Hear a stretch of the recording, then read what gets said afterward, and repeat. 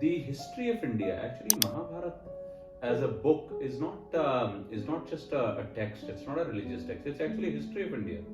It tells you how Bharat as a king gave Bharat its name. The name of Bharat derived from there.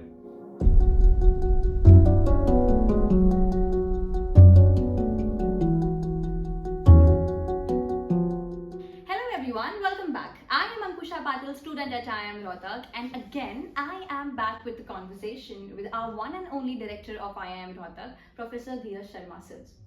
So actually, last time I could not get a chance to complete my conversation, so I actually requested for some of his time so that we can continue our conversation. And today, we're going to talk about something very interesting. So recently, Saif Ali Khan quoted that the concept of India came after Britishers came to India. So I would want to know your opinion on the same, sir.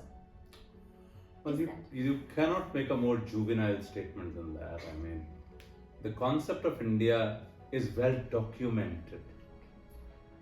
We have historical, scripture, archaeological evidence to demonstrate that the concept of Bharat existed well before the Britishers came to India. Britishers came to India, 200, 250 years ago.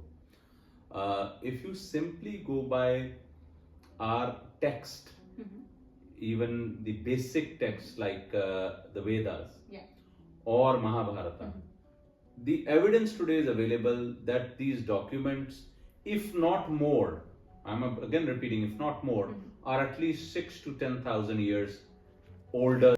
So the history of India, actually Mahabharata as a book is not just a text. It's not a religious text. It's actually a history of India. It tells you how Bharat as a king gave Bharat its name. The name of Bharat derived from there. So then comes the concept of republics, the concept of Mahajanapadas, which means starting from Anga, going all the way to Gandhar, which is Kandahar today, Gandhara, and to various Mahajanapadas which existed, is documented to be at least minimum 3,000 to 6,000 years from present day. So I don't know how this notion of British coming up with the concept of India. We've always had the concept of India. We've always had our nation. No, the name France did not exist 150, 200 years ago. They were called Gulua. So do you think the name England or UK existed 100, 150, 200 years ago? These names are recent. Just by having those names, does not take away the concept. We had a nation, we had a great nation. As a matter of fact, I must tell you, sadly, our boundaries have shrunk. The Akhand Bharat would have been much bigger. Yes. So over the years of colonization and invaders, we have lost territory. Yes, absolutely. But the concept of Bharat, I mean, it has been there for centuries. So, I mean, our country, our concept, I mean, that is just I don't know, one should not really make these blatant statements without putting some thought into it. Correct. What I can take out from your conversation is that, there was maybe no ground of such a statement. There wasn't any ground.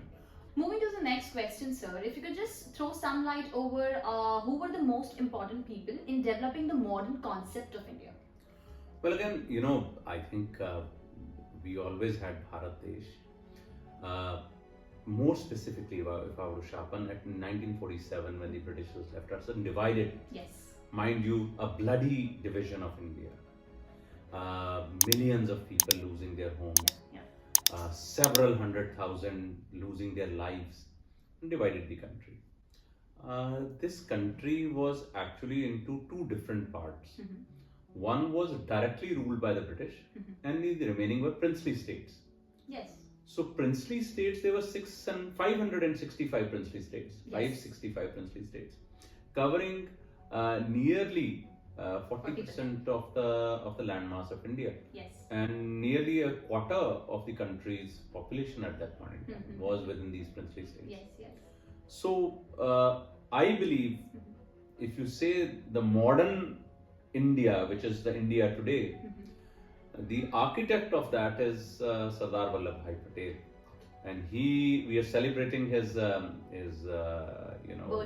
anniversary 31st of October, and he was the person who brought it all together.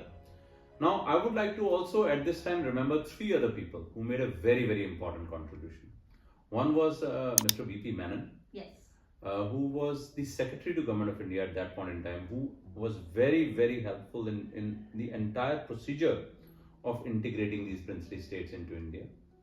A third, very, very important person, General J.N. Chaudhary. General Chaudhary was the first administrator of the Hyderabad princely state. Hyderabad princely state was a very large princely state, mind you.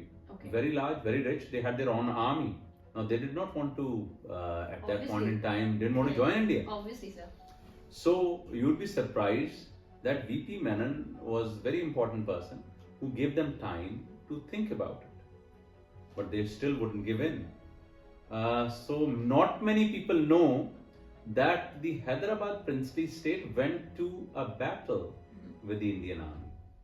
And that battle lasted for 6 days. And at that point in time, the third person which I mentioned to you, General J.N. Chaudhary, who later on became the chief of Indian armies, he was instrumental in quelling a lot of these issues and bringing stability and integrating the nearly entire Deccan into our country. Absolutely, sir. I believe it would have been very, very difficult for all these leaders to convince these princely states to join our country. So, what do you think, in your opinion, was one of the most important quality in those leaders that helped them to actually convince and help those princely states join our country?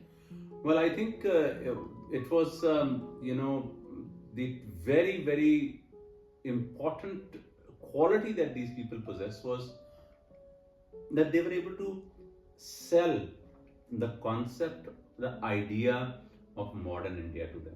Thank you very much, sir, for being here and giving me an opportunity to host you on this show. It was a pleasure hosting you.